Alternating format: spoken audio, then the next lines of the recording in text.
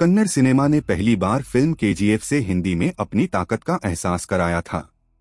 वहीं इसी साल रिलीज हुई केजीएफ 2 फीट तो 400 करोड़ से ज्यादा कमाई करके कोरोना के बाद हिंदी में सबसे ज्यादा कमाई करने वाली फिल्म बन गई। लेकिन कन्नड़ से हिंदी में डब फिल्मों की सफलता का सिलसिला यहीं नहीं थमा। पिछले दिनों 777 चार्ली, विक्रांत रोना और जेम्स के बाद अब कांतारा का हिंदी डब वर्जन भी रिलीज हो चुका है। कर्नाटक में 30 सितंबर को रिलीज हुई फिल्म कांतारा 100 करोड़ क्लब में एंट्री करने वाली है। इसकी लोकप्रियता को देखते हुए 2 हफ्ते बाद इसका हिंदी डब वर्जन रिलीज किया गया है। फिल्म की शुरुआत कर्नाटक के तटीय मैंगलोर इलाके में सन 1847 में घटी एक कहानी से होती है।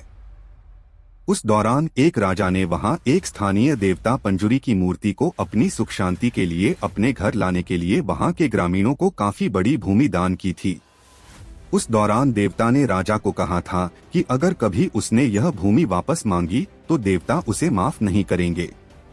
उसके बाद सन 1970 में राजा के एक वंशज को लालच आ जाता है और वह भूतकोला, एक स्थानीय पूजा के दौरान देवता बने नर्तक। ग्रामीणों की मान्यता है कि देवता नर्तक के भीतर आते हैं, पर सवाल उठाते हुए उनसे दान की हुई जमीन वापस मांगता है।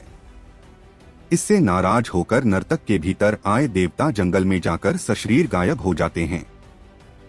वहीं कुछ दिनों बाद राजा के वंशज की भी अचानक मृत्यु हो जाती है। फिल्म की असली कहानी सन 1990 में शुरू होती है, जब राजा के एक और वंशज साहब अच्युत कुमार की नजर उस जमीन पर है। वहीं भैंसे को दौड़ाने के खेल कंबाला का विजेता शिवा ऋषभ शेट्टी गांव का रखवाला बना हुआ है। उसके पिता देवता बनकर पहले ही जंगल में गायब हो गए थे, इसलिए उसकी मां उसे लेकर काफी परेशान रहती है। उन्हीं दिनों वहां नए फॉरेस्ट ऑफिसर मुरलीधर किशोर कुमार जी की तैनाती होती है, जो कि जंगल को रिजर्व फॉरेस्ट बनाना चाहता है। इसलिए साहब उसे पसंद नहीं करता। वहीं शिवा की गर्लफ्रेंड लीला सप्तमी गौड़ा खुद फॉरेस्ट गार्ड है और मुरलीधर की टीम का हिस्सा है। क्या शिवा अपने पूर्वजों को देवता की बदौलत मिली जमीन को साहब से बचा पाता है? यह जानने के लिए आपको सिनेमा जाना होगा। इस बेहतरीन एक्शन थ्रिलर फिल्म को अगर पूरी तरह ऋषभ शेट्टी की फिल्म कहा जाए तो कुछ गलत नहीं होगा। ऋषभ ने न सिर्फ फिल्म की कहानी लिखी है और लीड रोल निभाया है, बल्कि वह इस फिल्म के डायरेक्टर भी हैं। कर्नाटक के तटीय इलाके के स्थानीय देवता से जुड़ी कहानी पर बनी इस फिल्म को उन्होंने बेहद खूबसूरती से पर्दे पर उतारा है।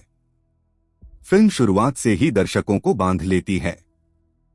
स्थानीय देवता की दिलचस्प कहानी से रूबरू होते वक्त कई बार आप सिहर उठते हैं। इंटरवल के बाद कहानी दिलचस्प मोड़ लेती है और क्लाइमैक्स आपको हिलाकर रख देता है। फिल्म के आखिरी फाइट सीन्स में ऋषभ शेट्टी ने लाजवाब परफॉर्मेंस की है। वो सीन्स देखकर आप खुश हो जाओगे, ऐसी एक्टिंग आपने कभी नहीं देखी होगी। फिल्म के आखिर में सीक्वल की गुंजाइश छोड़ी गई है। फिल्म का बैकग्राउंड स्कोर और सिनेमेटोग्राफी लाजवाब है। इस फिल्म को IMDb पर 9.5 रेटिंग मिली है। मूवी की स्टोरी और प्रेजेंटेशन बढ़िया है। अगर काफी अरसे बाद कोई बढ़िया एक्शन थ्रिलर फिल्म देखना चाहते हैं तो इस फिल्म को मिस ना करें।